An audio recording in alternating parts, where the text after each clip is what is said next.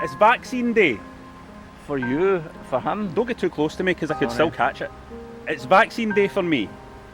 I'm not getting it. They're not giving me it.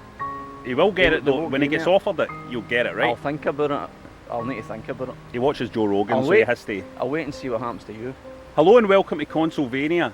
In this episode, we're going to be setting up our NFT to sell. We're going to be selling the very first episode of Consolevania as an NFT. Now, I've had a wee look at this, and apparently it's really, really bad for the environment.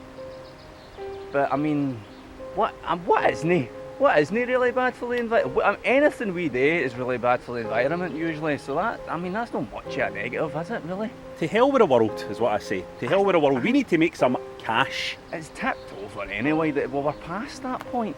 To be honest, every man for himself, I think. We're in the decline of the civilization, so we just need to make as much money as we can before it all burns. What is it we need to do? What are we selling? It's NFTs. We're selling NFTs. I'm going to sell an NFT the first episode that you could own the first episode of Consolevania. Hello, I'm Ryan and I sell NFTs. Hi, I'm Rab. Welcome to Consolevania, the home of selling NFTs. I'll also be talking about games such as Loop Hero and such as Black Legend, but mainly I sell NFTs. And I will be talking about Monster Hunter Rise. Rise as in the rise of my bank account, selling these tasty and delicious NFTs. That's a good investment. Let's get started.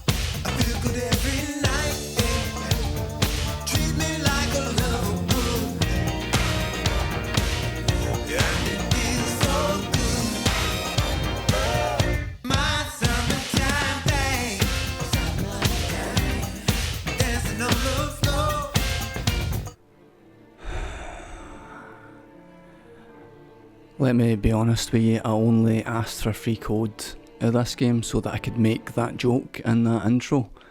But asking for a free code of this game is now the worst decision I've made so far in 2021. And that's it, take my word for it, that is saying something. This is the worst decision I've made so far in 2021. What do you require, friend? I mean, they're having a go with the voice acting, but it's nothing's convincing. It's a bit of an onslaught, actually, to be honest, how many things in this game are unconvincing. There's no map in Black Legend, you just have to use signposts.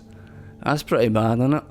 You know what's worse? Sometimes the signposts aren't actually pointing you in the direction that the place is that you want to go. Sometimes the signposts are actually pointing to the next signpost. I'm no joking. Other things that are bad in Black Legend are everything that's in Black Legend. I like to spend most of the time I was playing it trying to avoid fights. As you can see, that's showing you where that guy can see, because see, when you're in a fight, my god, it's some of the driest combat I've ever experienced ever. I mean, the whole thing, everything is dull, don't get me wrong. Everything's boring and everything's incredibly dry, but the combat in particular is difficult to stay awake during. I'm going to actually have to read out things that I've written down, because I can't wing it while this footage is on, because I might lose consciousness. It's so boring. So dry and boring. You unlock classes by picking up different weapons. When you get the different weapons and classes, you learn skills that are transferable across different classes. So that's good. Sorry, I'm not looking at the footage, but I can still hear the footage, and I'm nodding off because I can still hear the footage. There's an alchemy system in the combat. It means that if you apply certain skills, apply one or more like alchemy effect, and if you combo the correct statuses, you can do more damage. You can do more damage. Jesus God. I'm going to need a coffee or something.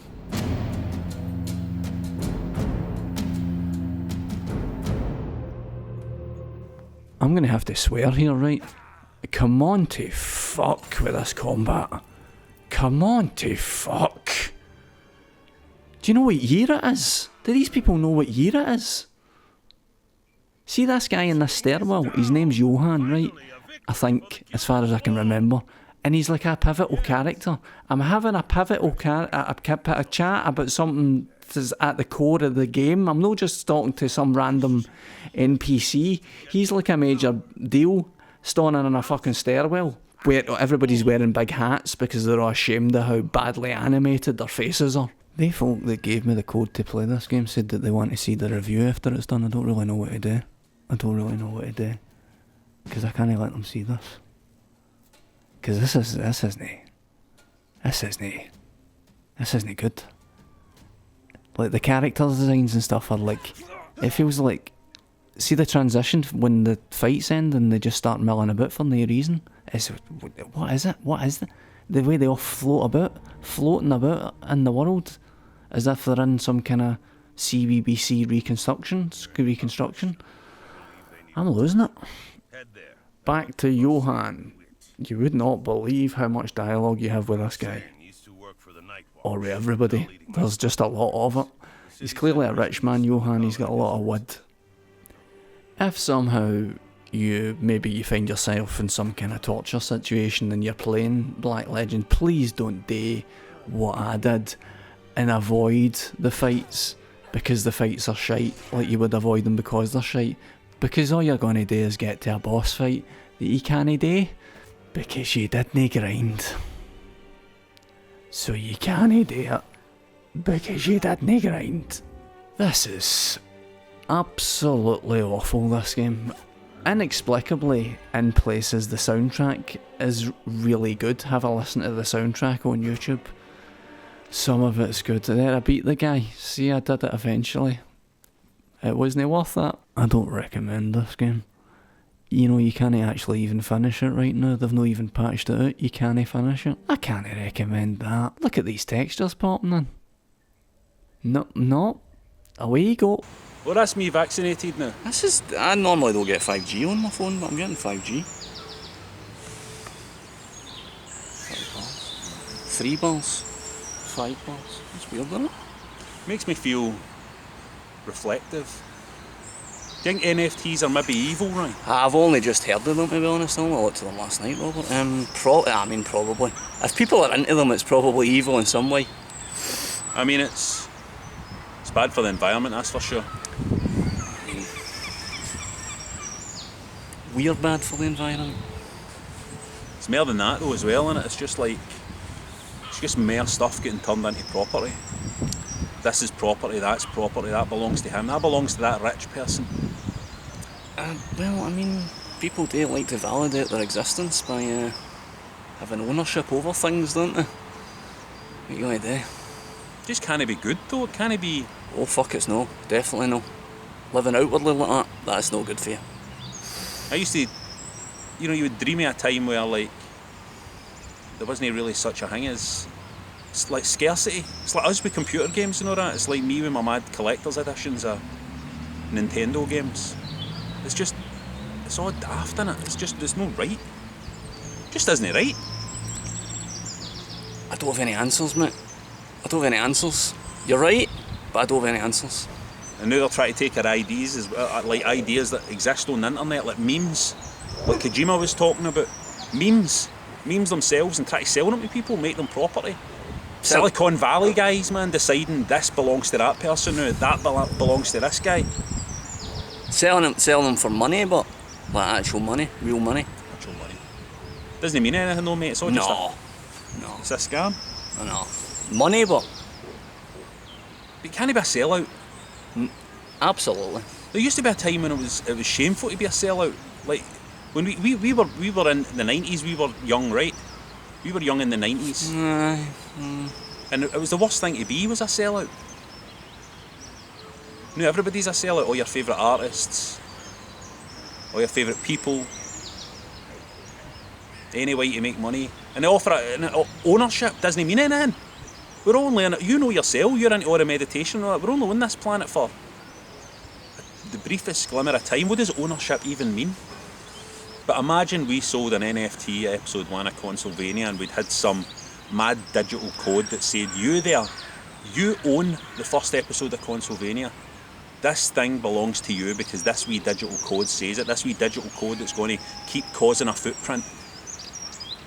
It says that you own this. They don't really own it. It's ours. Consolevania's ours. It's me and you. It's all our memories. It's like, it's your ma's house. Mm-hmm. It's your cat. Mm-hmm. Mm-hmm. It's my ma, my dad. Right, It's North Glasgow. ownership doesn't exist and money doesn't exist. These things don't exist.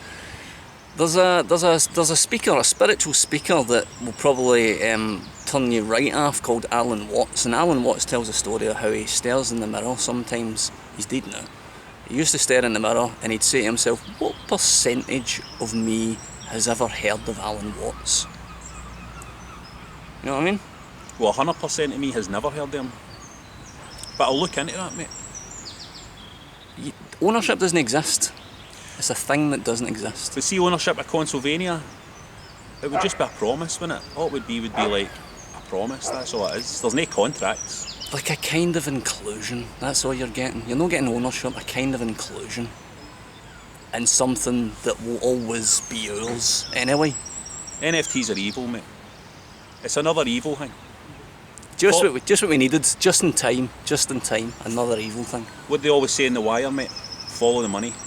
Wee man in the boat. That's the only line I remember for The Wire. Follow the money. Come on, What way are you going?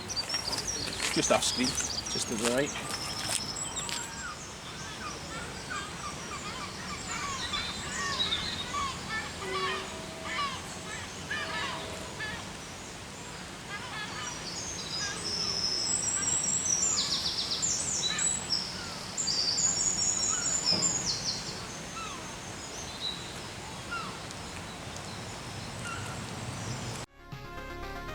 Loop Hero is an indie game, believe it or no. It's got a lot of pixely look on it. You can turn that on and off, that pixel look, but I kept it on because that's how I remember things with that pixel look. Loop Hero is a story about a young man who I assume is called Loop Hero, and you're not going to believe this, what's happened in this video game, right? You're not going to believe that this has happened again, but he's woken up and he doesn't remember who he is, or where he is, or what a potato is, or what a skeleton is. If being a video game character is how you choose to spend your time, it must be a real concern that you might one day wake up and not remember anything, because it just seems to happen all the time. What happens in Loop Hero is that you go around this loop, and as you go around the loop you'll be having encounters, and if you win the encounters you get armour drops, or weapon drops, item drops, or you get those tiles along the bottom there. They get dropped at the end of fights as well. And what those tiles basically allow you to do, what they allow Loop Hero to do, is remember the world. So with each tile that gets placed, that's him remembering the world back into existence. It's tremendously detailed. This is the home world where what is described that sometimes some materials somehow manage to hold on to their integrity in this bizarre world that you're in, and you can make buildings out of them. That gives you more kind of buffs when it comes to getting back onto the loop and fighting really hard bastards like this bastard. Unfortunately, when it comes to the fighting, you can see that my stats weren't keeping up there, and I was going to lose that fight, which is why I cut away. That's pretty much what every single fight is like, and that's where it kind of falls a wee bit short, because it's just stats against stats. It is just optimization, if you like, even when it comes to the additional character classes like the Necromancer here. Is that how you pronounce it, Necromancer? I think it is. If it isn't how you pronounce Necromancer, then please let me know. Put your comments in the likes for me, please. Even when it comes to the different character classes like the Necromancer, you are just building stats. It's just numbers. You need bigger numbers than his numbers. I've got the CRT effect off there as well, as you can see there. There's no CRT. Doesn't it look as good?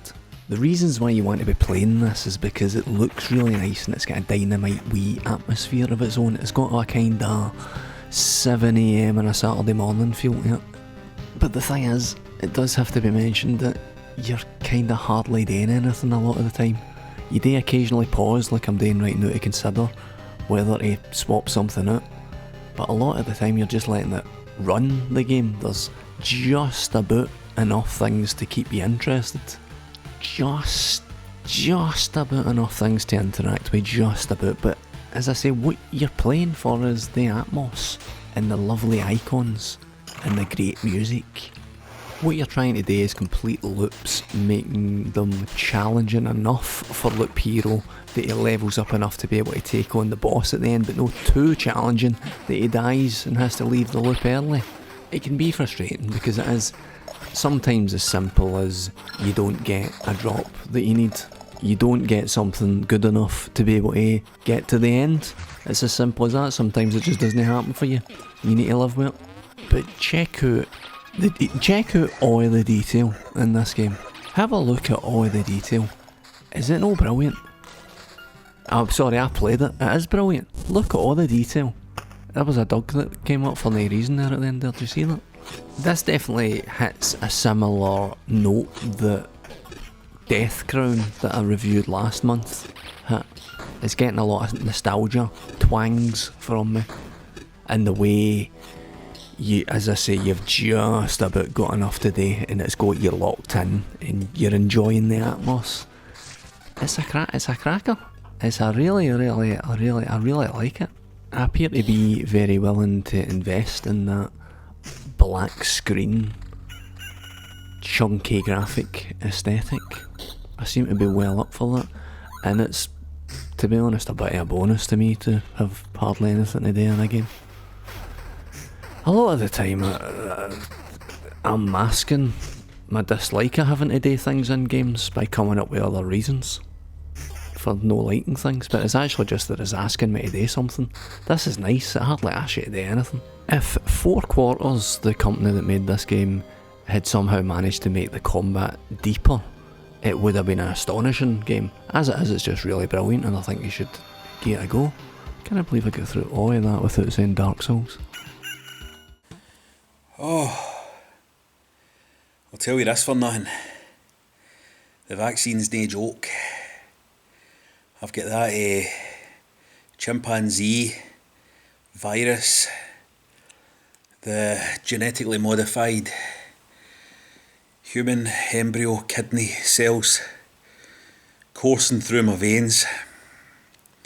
Feverish all last night. Feel like I've been hit by a truck today. The science must be working. See, when you're feeling like this, where you feel kinda ill because you've taken an experimental treatment to try and get on top of a global pandemic, I still haven't quite get my head around how dystopian all of this feels. But see, when you're feeling like this, what you want is a game that is a rock solid classic. What you want is a game that is like, oh, I could just play this forever. What you want is this is the game. It's that old thing, isn't it? Here's how it goes. Hey, we should all get Monster Hunter and we'll all play online together. We'll play it, we'll properly play it, and then you kind of play it for a bit and you bounce off it. That's what happens, isn't it? That's the Monster Hunter story. We did it, me and Ryan did it with Monster Hunter World. Me, Ryan, Jerry, we all got Monster Hunter World. We were like, we'll play it together. It'll be something we can all play together. Turns out, nah, we didn't really play it together. We played it for like 2 hours and then we're like, nah. But here's why. Monster Hunter World wasn't a proper Monster Hunter game. This is a proper Monster Hunter game. Monster Hunter is a series of games that have been kind of evolving in little steps. Little steps, and I've been playing them for a very, very long time, way back to like PS2, PSP, right up, and I love Monster Hunter games. I love the idea of them, maybe much more than I enjoy playing them sometimes. The great thing about Monster Hunter Rise is that this one is just a dream to play. It's brought over some of the quality of life stuff in Monster Hunter World, but it feels more like a proper traditional Monster Hunter game. So this kind of feels like the first proper natural evolved version of Monster Hunter, and it's really, really exciting. One of the things I love best about it is riding this dog. This dog's name is Young Bess, and I call her Young Bess even though she's an old dog. I've called her Young Bess ever since she was a puppy, and I ride about on her like a horse. She's a good fighter as well, and there's nothing better than something that's a good fighter that you can also ride. Here you will see me battering some dinosaurs with my big hunting horn, and my hunting horn is actually made out of these dinosaurs' mum.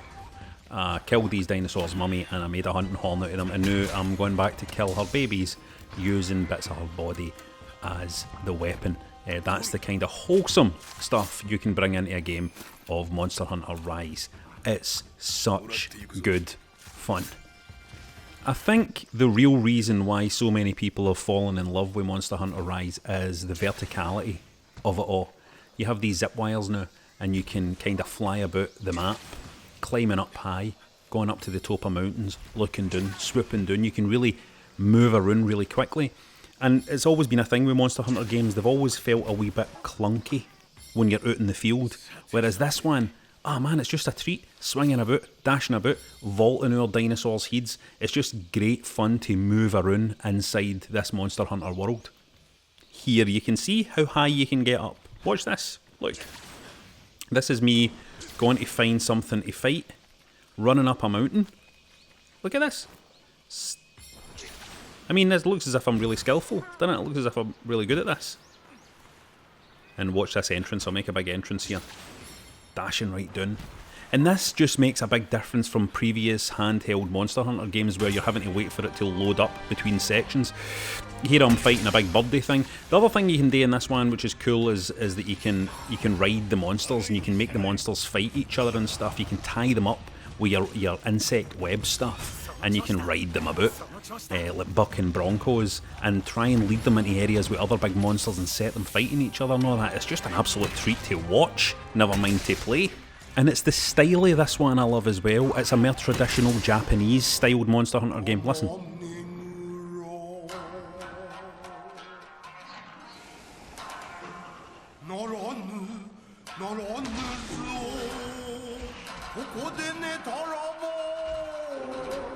Fantastic.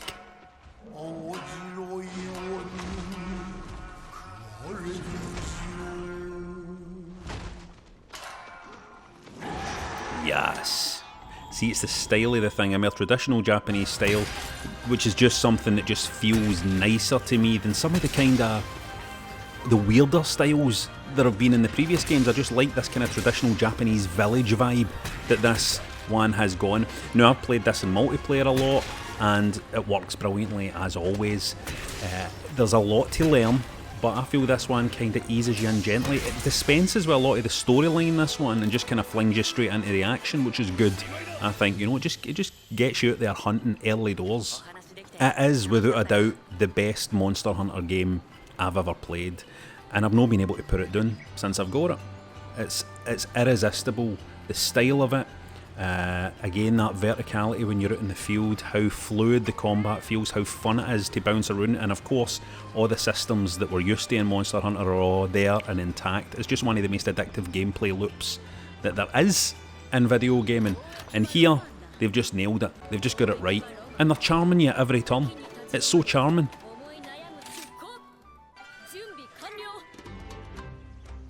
Look at this wee guy.